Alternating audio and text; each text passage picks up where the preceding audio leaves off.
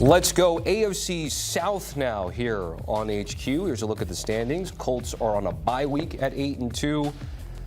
Jaguars got the victory over the Chargers, which we'll talk about. Then Texans and Titans went at it in a surprisingly close game out in Nashville. All right, back here with the fellows to talk about the Jags. 35-6. It was ran in terms of like statistics for points, blowouts, yards. It was the worst game for Justin Herbert with this particular team. Why was Jacksonville so dominant today in your eyes?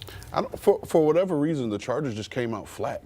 Yeah. And you just didn't feel them. They had 135 yards of total offense. Their time of possession today was 22 minutes and 5 seconds. That's only 45 plays on the game. That's not Los Angeles Chargers football. And to me, this is why I have been outspoken in terms of not wanting to buy stock in the Los Angeles Chargers, because it's Pete coined the term at the very beginning. Chargering. It's a week of oh, they're here, they're going to take the next step, and then it's the lull.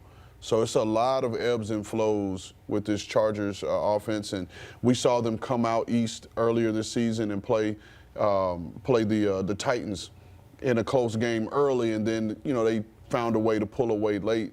But then anytime they have to come across this way, it's that lull. And to me, if you got a guy like Justin Herbert that's supposed to be the creme de la creme, the elite, you got to find a way to win these tight football games. I don't even think I agree with you in the terms of its ebbs and flows, but the highs are too high and the lows are way too low. I mean, one week, Justin Herbert looks like the MVP without Rashawn Slater, without Joe Alt, without a running game. He looks like the best quarterback in football, finding a way to win. Defensively, Khalil Mack, they find ways to get it done at times. Quentin Johnson, who has had a dropping problem since he entered the league, he'll go weeks without a drop. And then it's one week where you've got, again, to Rand's point, I'm going to hit it on again, 135 yards of total offense. Justin Herbert was your leading rusher with 20 yards. This was such a bad loss for the Chargers because they completely lost their identity. They got blown out of the stadium, but in the process, they lost their identity of who they were. And to me, that's worse than the scoreboard implicated. And for Jacksonville, to flip it over, this was a real defining moment for Liam Cohn. And the reason I say that is you blew a 19-point fourth quarter lead to Davis Mills last week. And you got a bunch of young guys on that team. They could have folded up the shop. And they said, okay, we're sinking again. It's the same old stuff. And what did they do? They came out and played maybe their best game of the year against a team, like you said, that people were crowning after they did what they did last week as one of the playoff teams. It was impressive because this was a defense didn't play well last week in the fourth quarter, didn't get any pressure. They got pressure. They had 3 sacks today. They actually got good plays from the passing game, which they hadn't been getting. Trevor Lawrence looked as good as he's looked all year. And all of a sudden you look up, and they ran the ball for 160 yards, 170 yards.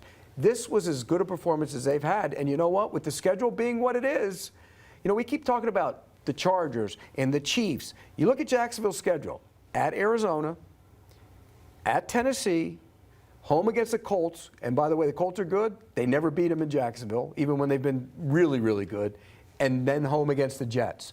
This team is primed. If they can win, I think they can win 3 of the next 4 and maybe be a playoff team. Yeah. I want to give some love real quick to my boy, my former teammate, Jacoby Myers, played with him in New England. He is showing up on the stat sheet in the second game. When they interviewed him before his first game, he said, listen, I just want to come in here, block in the run game, do whatever the team needs me to do. Showing up on the stat sheet already, 5 receptions, 64 yards. He's going to be a big piece to help Trevor Lawrence take that next step. We're learning a lot of teams who wanted Jacoby Myers could use Jacoby Myers, and Jacksonville is certainly happy that they have him.